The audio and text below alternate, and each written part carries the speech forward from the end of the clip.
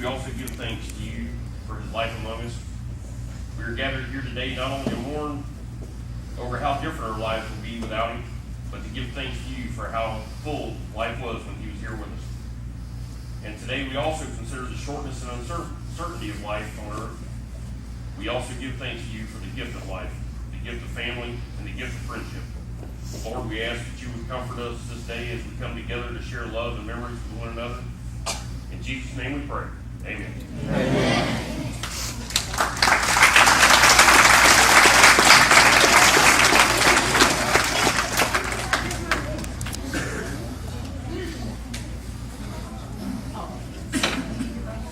Brian, I need the microphone, please, right here.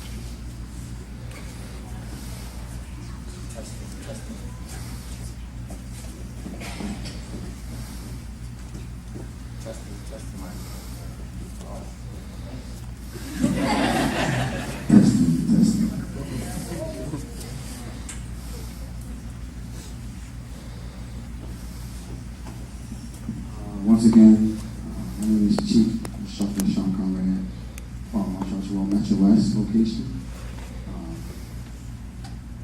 Definitely honored to be here. Definitely privileged. Michelle asked me to speak, and I was like, "Yeah, I definitely want to. Of course."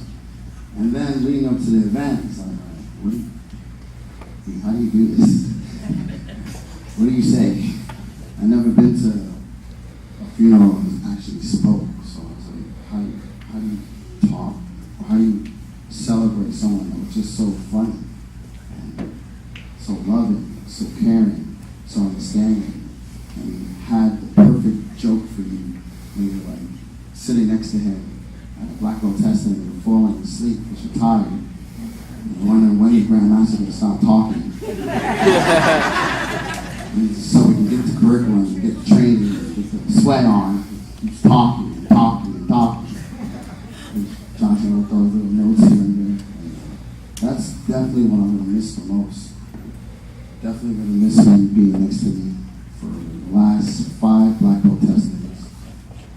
Whether it be in Virginia, whether it be in Florida, we found a way to sit next to each other. Even though he wasn't supposed to, we did. He's always a rule breaker. So I think I got to look like that for him. I met Instructor Johnson. Didn't officially meet him, Johnson, but seen him in action back in '96. That's when I first started with martial arts world. Back then it was called Wycliffe King Taekwondo. And I had the privilege and honor to see him in action because he was keeping up with one of my best friends, Master Robinson, and he was the leader, and they were testing for their second dawn testing. Becoming structured. And back then it was really hardcore. Back then it was like, guys, you gotta do it. And so I saw Johnson like, whoa, this is what you guys gotta do. I don't know if I want to be an instructor. So I'm kind of glad over the years they kind of changed the rules for me. I said, well, this. I did have my phone. I was like, you know what? I'm going to put something into here.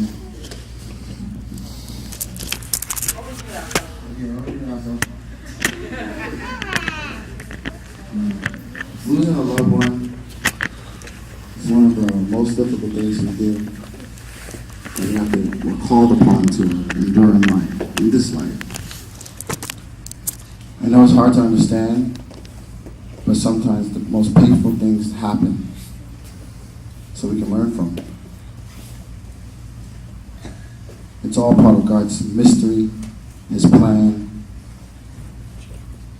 The future is not to belong to the faint of heart, but only to the brave. And I have to understand that God called upon one of His soldiers.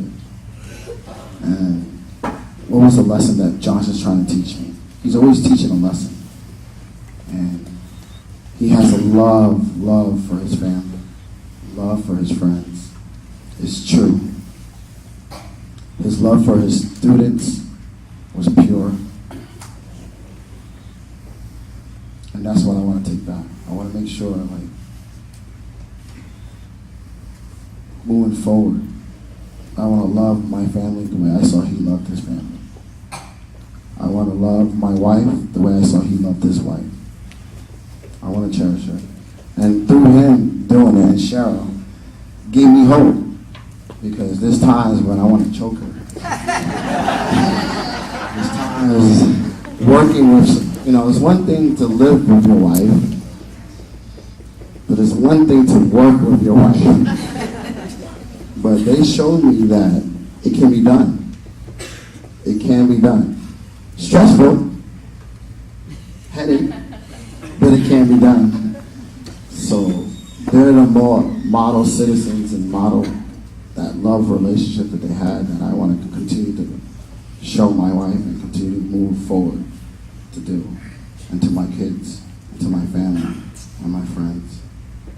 Last week, it's kind of hard also because I lost another best friend. He passed away. And from Johnson, I thought I learned something, but I didn't learn it. It was December 13th. It was my wife's birthday. And we celebrated. And then we realized this is going to mean something else. And then I said then, and like, no, we just got to make sure we do everything right. Make sure we're prepared. Make sure we had a plan. And then last week, another friend passed away.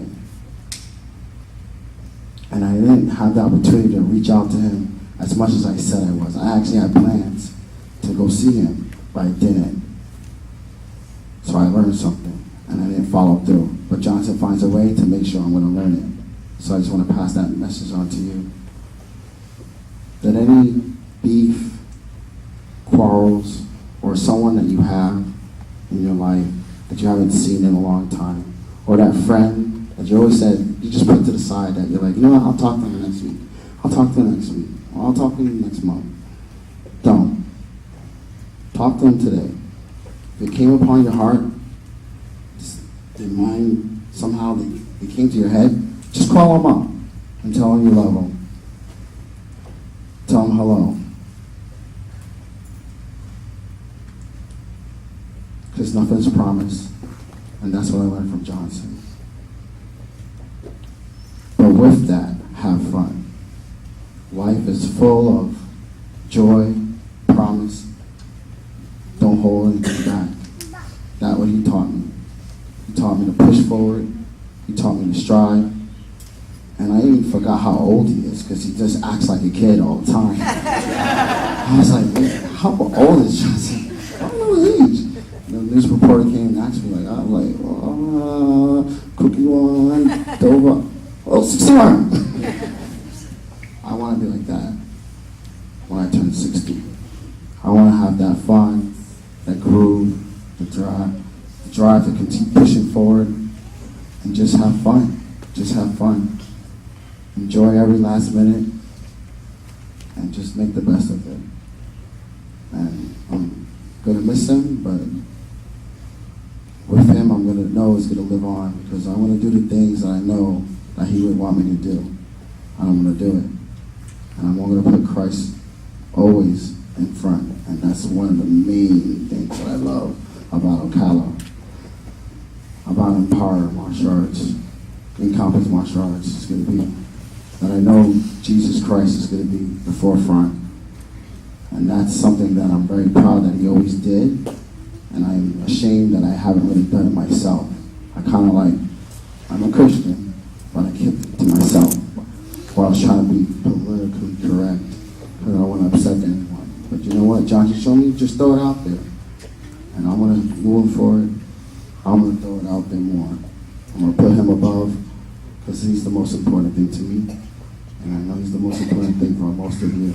And I know Jesus loves all of us unconditionally. Thank you. She took my thunder. I'm late. We always do this at storytelling. We're like, raise your hands up in the air as high as you can. Do that.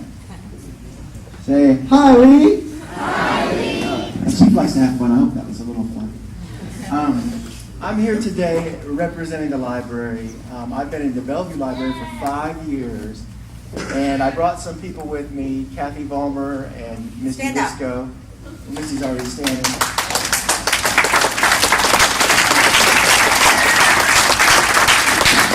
We work very hard. I'm a supervisor, which means really we just work as a team to really deliver information, education, experiences to people to make life a little bit better in Bellevue.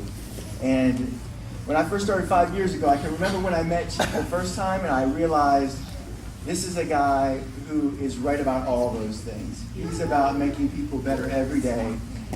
He's just full of love and his spirit, and he's so funny. I mean, you guys say it, but you don't know it until you experience him. And I'm just so happy that I got a chance to say these words, to be in front of you. I don't have any kids at Martial Arts World, but if I did have kids here, I would be so happy. I always recommend people to come here because every time I've interacted with Chief, he makes sure that those kids come into martial arts. We have a saying in the library at Bellevue. We say, Martial Arts World kids are the best kids. And the reason that is, I'll talk like Chief talks. Martial Arts World kids are the best kids. Why?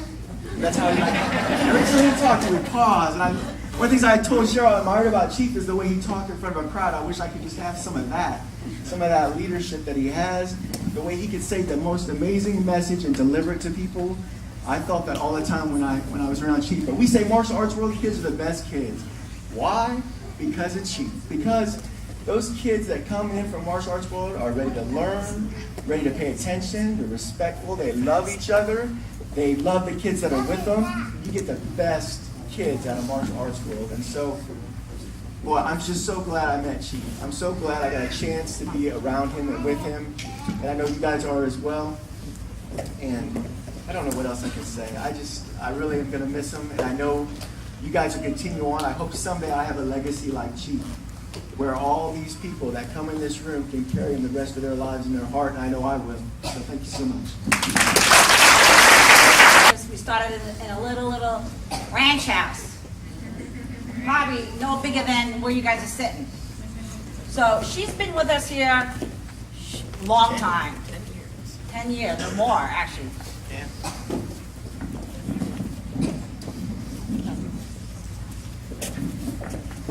No, we started over there at the 36th Avenue place, 467, and watched it grow into what it is today in this beautiful establishment. I watched it take our granddaughter Sabrina, and turn her into what she is to a black belt. It was really fun to watch, and all the other children and adults and how they all accepted it and worked at it. It was fun.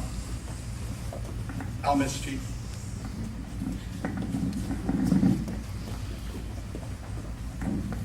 Chief was an amazing person.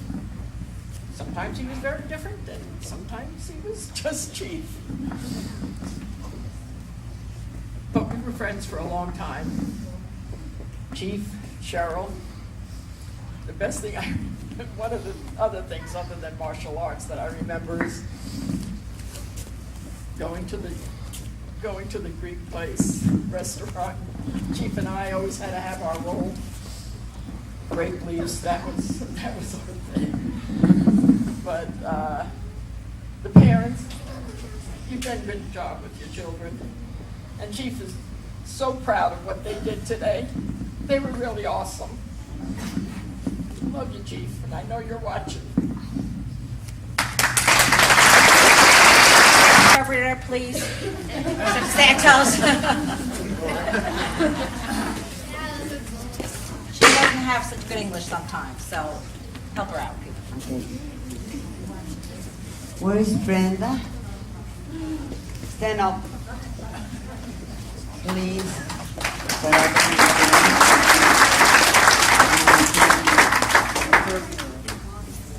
Cheryl's mother is not here.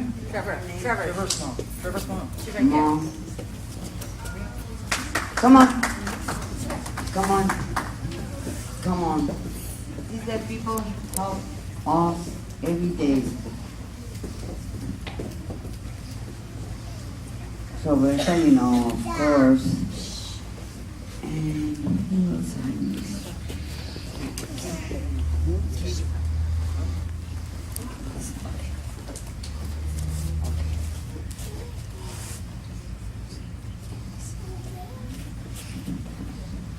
Thank you, Miss CJ. We love her.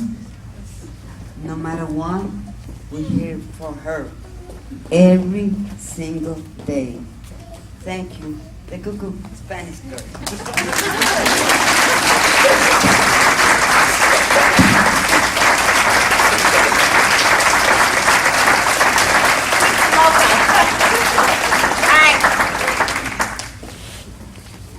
Mr. Ron, and then Mr. Robinson's gonna wrap it up. Anybody need a ticket?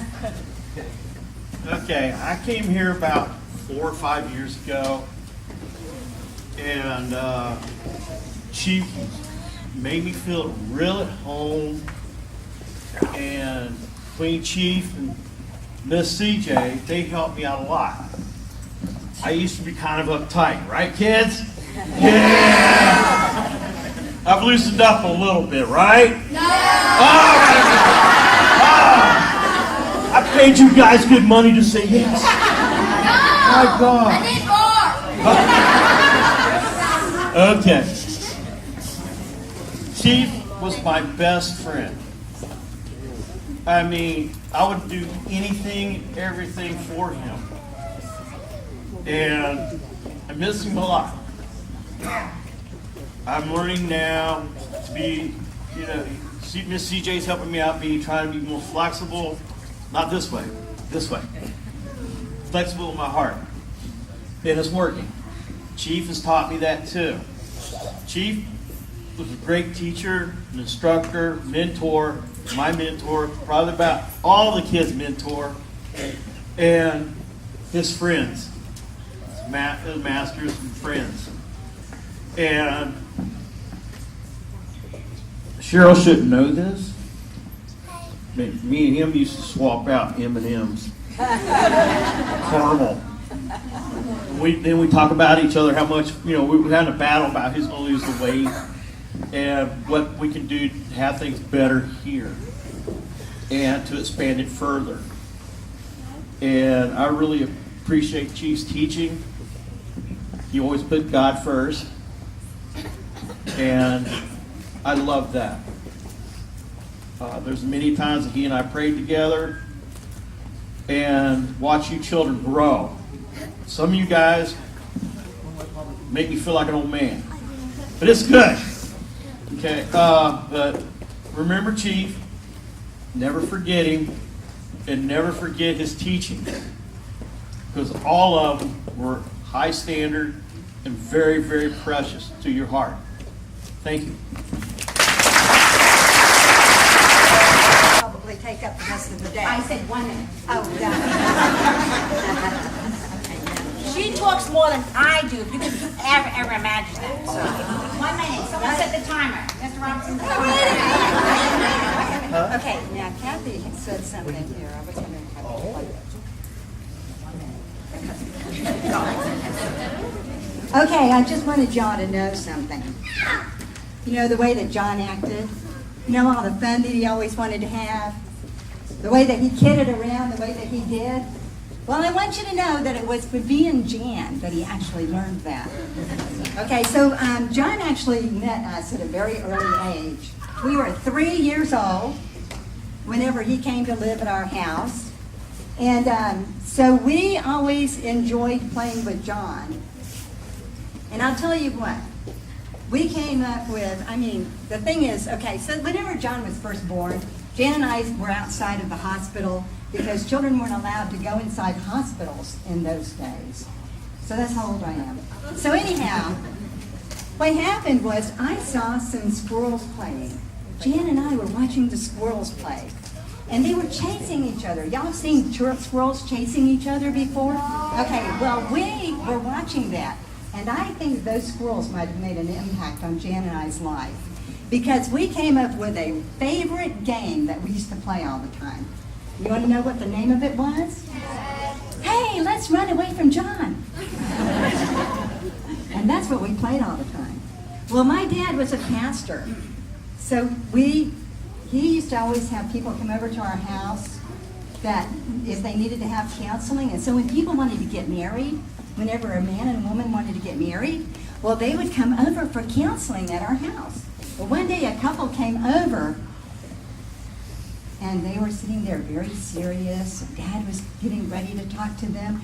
When all of a sudden, there was two little girls named Jan and Joy that came running through the living room. And there was this little boy chasing them with a broom, and he was saying, I'm going to beat those Mises to pieces. And he was like 3 years old at the time.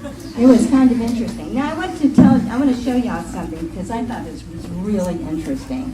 30 seconds. Okay. Tom, did she talk more than I do? Yes, she does. Okay, I want to beat those Mises to pieces comes from a Tom and Jerry cartoon. All right? And I'll tell you something. What's really interesting is there it was, sitting in the bedroom this morning at John's house. So yeah, I tell you, that's pretty awesome. Oh, man alive. So anyway, Jan, John, and I did nothing but have fun. We were always thinking of games we could play, things that we could do with each other. How many more seconds do I have? I'll tell you. Okay, so I just want y'all, okay, so we learned how to be architects, not architects, architects. We built forts, all kinds of forts. We learned how to be archaeologists. We went down to the dump and got all kinds of really cool things we thought needed to go in our museum that we had. We played, I think that we were the ones that came up with the original slip and slide. Y'all heard of that game before? When we lived over in Greece, there was marble porches that went around our house. And we learned that if we had the hose, water going on the porch of the house, that we could run and we could slide on those marble porches. So we came up with the first slip and slide. Somebody got that idea from us. So anyway, John and Jan and I had a fantastic life, a fantastic childhood together. I don't think there's anything about our life that I would ever take back, except maybe the time whenever he fell into the prickly pear bush and we had to get all the prickly pears out of him. Or whenever he went into the hospital that time. What was it? Whenever he fell off, whenever we were doing a gymkhana and I fell off the horse, but he didn't. But if he had been on the horse, it probably would have killed him. But the thing is those were bad times, but they were still good times, because throughout it all, we were always learning. And we learned how to love each other. And he talks about how we fight all the time. Yes. Yeah, we did. John It tells was me great. all the time his sisters beat him up all the time. You believe it? That's why I think he started martial arts. There was I think he wanted to learn true self-defense and to teach it to young children so that they could learn how to be true and honest, and if they're going to fight, to do it exactly the right way. So I am so happy to hear all of the things that you all had to say about John, and we are going to hold all of that in our hearts for the rest of our lives.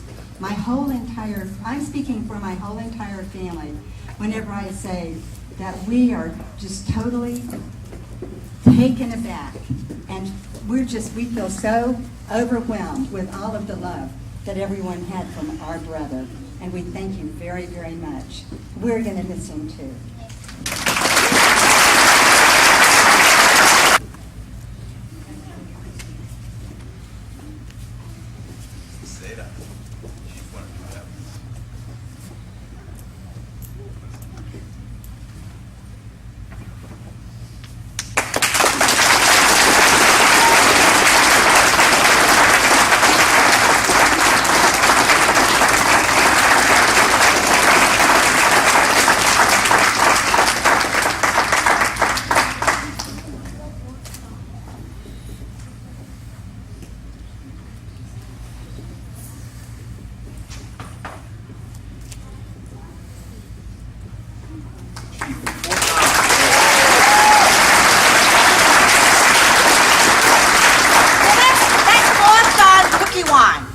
Tested for.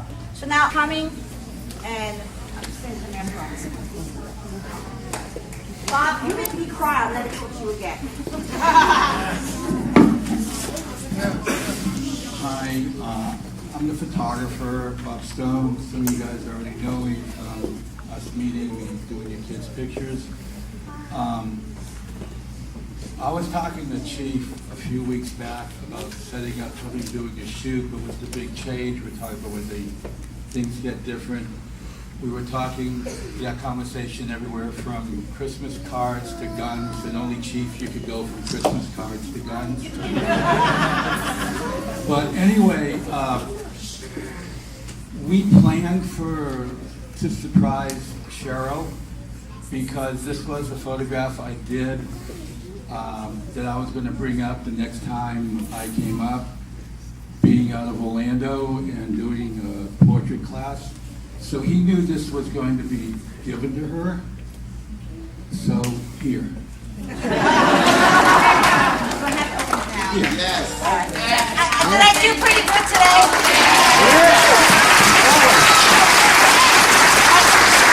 Can I say why I did good today? Because the support and the love I have from everybody here today. I couldn't have done it without all of you.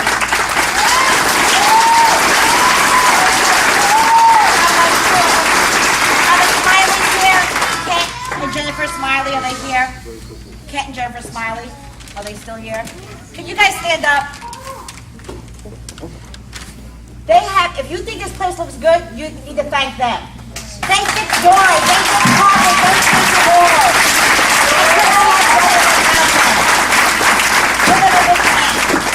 Thank you, Kent and Jennifer, from the bottom of my heart. Kelly, Candy, stand up, please. Kelly, stand up. Kelly made sure me and Austin didn't starve for weeks and weeks on end. She organized food for us. Candy, everything I need. Of course, my staff, a big thank to my staff. I could not have done it without them. I'm not going to wait because I know I'm going to talk. And of course, a big thanks to my head table, to all the support they've given us.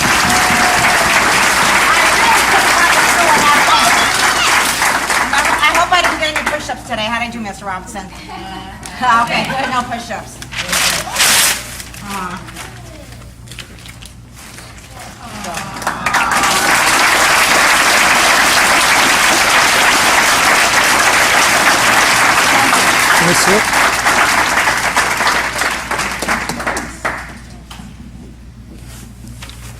So find a safe place for this.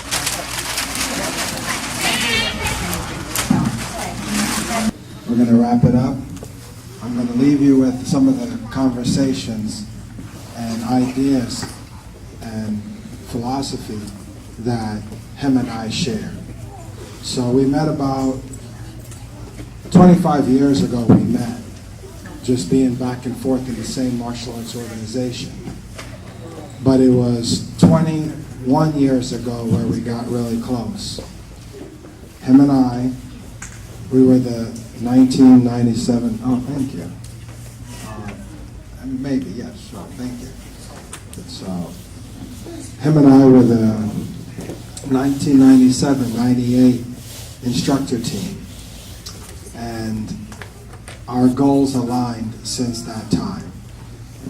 I've been a public speaker and an author for many, many years.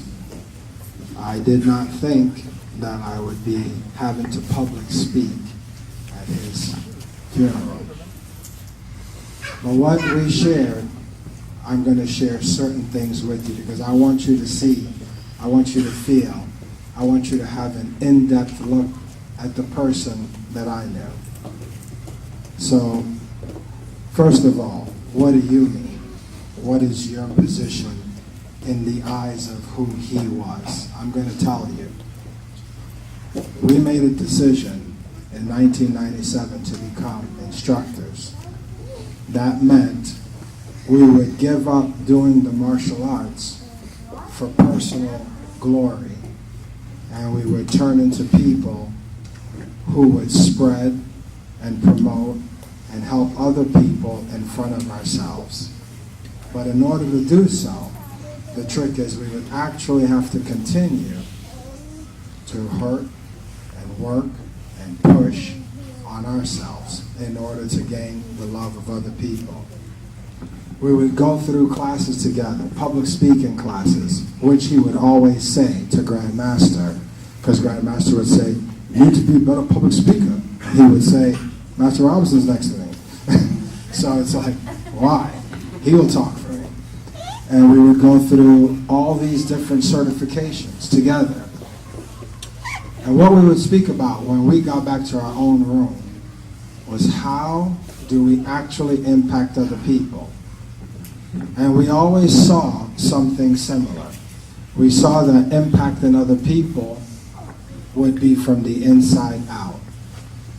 We never discussed business. We hated being in business meetings. Because for us, helping people, promoting, touching people's lives, it was not business. It was just one simple core. Why? So we started with why. And when you're in business, you have three concepts that you have to get to.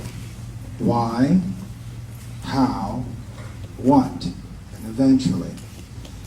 But most businesses work backwards. They tell you about their product, and they tell you what they're doing, how they're doing it, and why you should get it. And him and I shared something different. We shared the belief that actually business came from within. And it's the model that all great businesses work with. So we would say, this is why we do martial arts. This is why it matters to us. Then we would say how long we've been doing it. Then we would talk about what it does. And then we would say, do you want to train? But it started because of the feeling we had within. Now think about it. Going from in to out sounds totally different. Some companies will tell you, and I want to tell you this because this is what Encompass and former martial arts world Ocala is built on. Some companies will tell you that this is their product, and they will tell you why you should buy it and go backwards. But if you look at some of the best businesses, the more successful businesses, Apple example, would say, why we get up every day is to make the best product. How? We have the best technologists around us. What happened?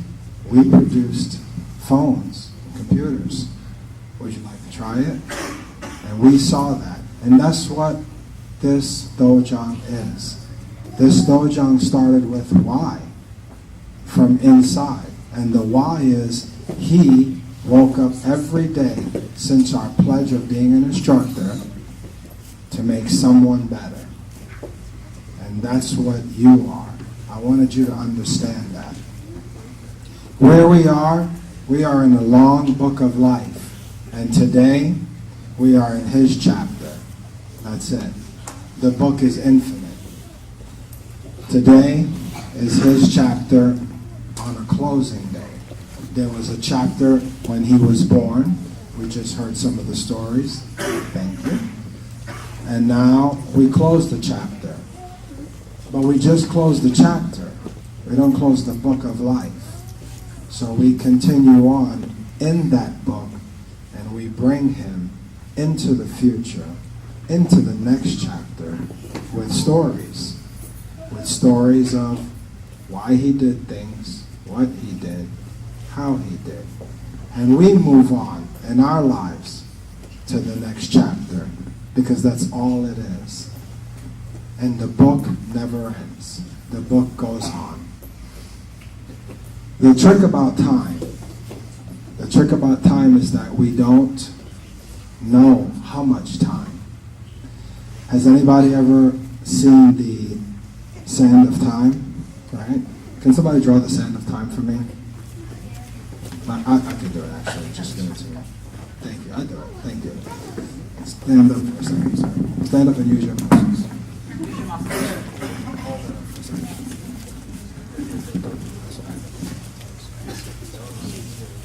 So if we think of the Sand of Time, and this is something Instructor Johnson and I I spoke about.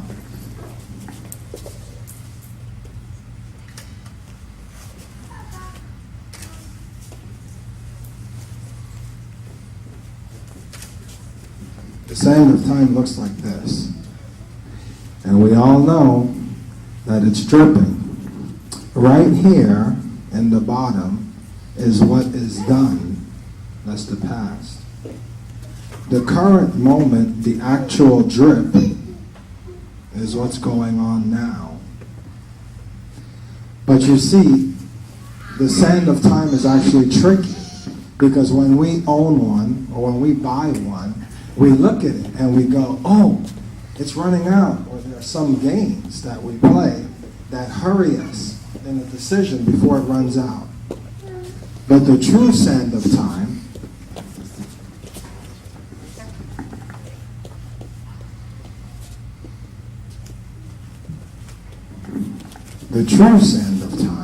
is like this. We don't know how much sand is left. No one knows that last day. We are at the drip. We know it is already done. But for some people, their last day is yesterday. For some people, it's a week from now. For some people, it's 30 years from now. We don't know. So as beautiful as this sand of time actually is when we own it, half of it in reality is invisible to us. So that makes every day most precious, and more precious it should be.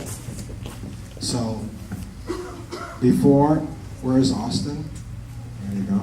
Austin. Sir. Come on out. This dojon now falls under responsibility of Austin, and this is his time. This is the chapter that starts him. So as Chief ends a chapter, he begins one. His family that's here, sons, daughter, grandchildren. Cheryl, come on out. Sarah, we go.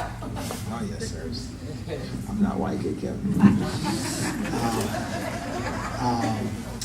We started a chapter together because Chief wanted to, like Cheryl said, go back to traditional Taekwondo training. So he had a wonderful time in his former organization, but he wanted to end, and he wanted to do it his way. And just before passing, he has done it his way. What a beautiful way. So what you're looking at is the next chapter in Compass Ocala, but you are also looking at two people that will keep his legacy alive as the page turns. And I leave you with this. Shakespeare writes in the 5th act, when he spoke about one of the greatest orators, greatest writers, greatest grammatic skilled people of our time. He writes in Act 5, and then he dies. That was his line. The greatest, probably most famous person to accumulate words writes, and then he dies. And what that means, in its simplest form, dying is the simplest form of anything. But what we don't think about is the death. We all think about the life before the death. And that's what makes everything so amazing.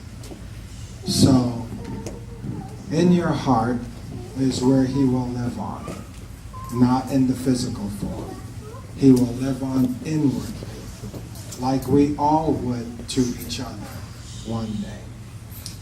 And when he resigned and he wanted to do this, him and I spent probably a year going back and forth.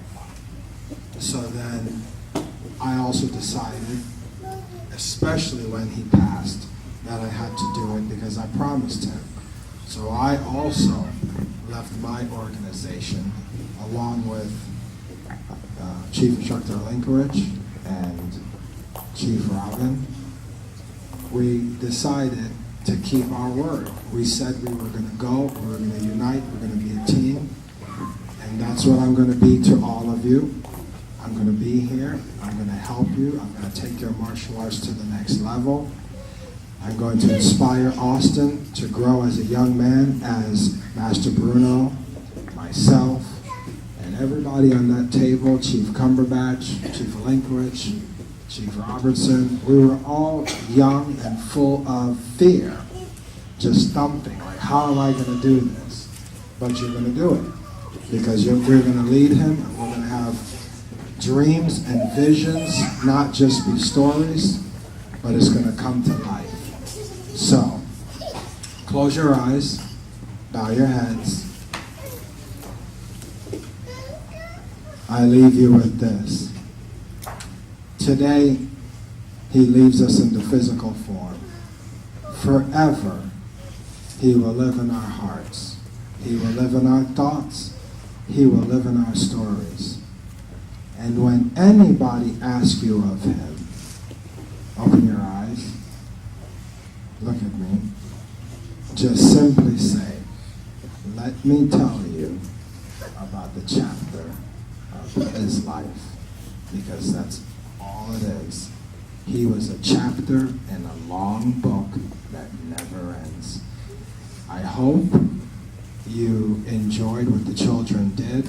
A lot of it is due to the leadership of Cheryl and Austin and Master Ron working entirely, and all of you, families and friends, keep this dojo going. Keep this strength. People are rooting against you. Don't let this dojo go down. Thank you so much.